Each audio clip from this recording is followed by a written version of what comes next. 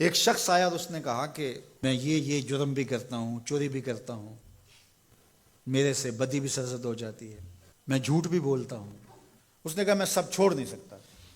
تو میرے آقا نے فرمایا کہ تو جھوٹ چھوڑ دے، میرے سے وعدہ کر کہ تو نے جھوٹ نہیں بولنا۔ اس نے کہا ٹھیک ہے، اس چیز کا میں وعدہ کر لیتا ہوں۔ اس کا یہ مطلب نہیں ہے کہ باقی چیزوں کی اجازت اللہ کے محبوب نے دے دی۔ یہ حضور کی تربیت کا طریقہ تھا، مربی کو پتا ہے کس طرح تربیت کرنی۔ ایک صاحب آئے، اس نے کہا حضور میں اسلام تو قبول کرتا ہوں لیکن نمازیں 5 نہیں پڑھ سکتا، نمازیں 2 پڑھوں گا۔ مسند امام احمد بن حنبل میں روایت ہے۔ تو آقا کریم نے فرمایا ٹھیک ہے، 2 نمازوں پر اس کو بیعت کر لیا۔ اس نے جب 2 پڑھی، اس نے کہا میں تو تہجد بھی پڑھوں گا۔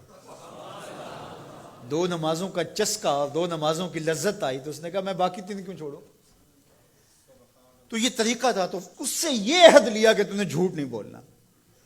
اب جب چوری کو جی چاہا، ماحول پیدا ہوا، تو سوچا کہ اللہ کے رسول نے اگر یہ پوچھ لیا کہ چوری کی تو حضور سے یہ تو عہد ہے جھوٹ نہیں بولنا، تو پھر حضور کو بتانا پڑے گا کہ میں نے چوری کی ہے، تو یہ تو حضور کے سامنے شرمندگی ہوگی۔ چوری چھوڑ دی۔ پھر کہا کہ جب بدی کو جی چاہا، طبیعت میں غلبہ ہوا گناہ کا، تو پھر سوچا کہ اگر رسول اللہ نے پوچھ لیا تو جھوٹ تو بولنا نہیں، تو پھر حضور کے سامنے شرمندگی ہوگی، کیا بتاؤں گا حضور کو۔ برائی بھی چھوڑ دی۔ شرمندگی کسی کے سامنے نہ ہو، یہ حیا ہے۔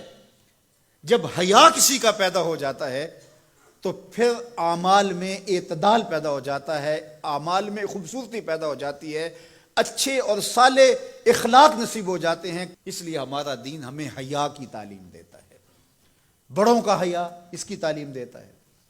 حضرت عبداللہ بن عمر رضی اللہ تعالیٰ عنہ فرماتے ہیں کہ مجمع صحابہ تھا، حضور تشریف فرما تھے۔ آقا کریم نے فرمایا کوئی ایسا درخت بھی ہے جو مسلمان جیسا ہو؟ تو کہتے ہیں میرے ذہن میں کھجور آئی، میرے ذہن میں کھجور کا درخت آیا کہ وہ خزاں میں بھی نہیں مرجھاتا، پھل بھی دیتا ہے۔ لیکن میں نے دیکھا کہ حضرت ابو بکر خاموش بیٹھے ہیں، حضرت عمر خاموش بیٹھے ہیں، انہوں نے کوئی جواب نہیں دیا۔ ان کا حیا کرتے ہوئے میں نے بھی جواب نہیں دیا۔ بعد میں حضور نے فرمایا کہ کھجور کا درخت ہے۔ کہتے ہیں میرے دل میں بھی یہی تھا اور میں بولنا چاہتا تھا، لیکن ان بڑوں کا حیا کرتے ہوئے، میں چھوٹی عمر کا تھا، میں نہیں بولا۔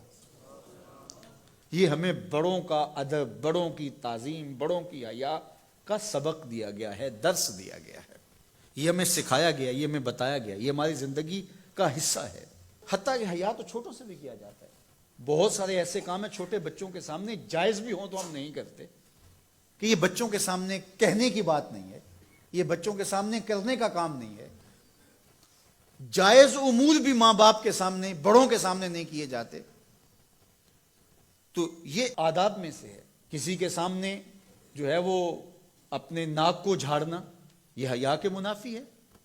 کسی کے سامنے زور زور سے کھانسنا، اگر اس طرح کی ضرورت ہو تو آپ باہر اٹھ کے چلے جائیں یا اس آواز کو دبانے کی کوشش میں لگے رہیں۔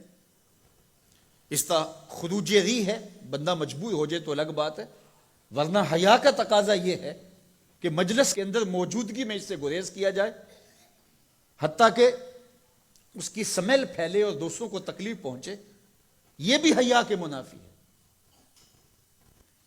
اللہ اکبر۔ تو یہ بات ذہن میں رکھیے گا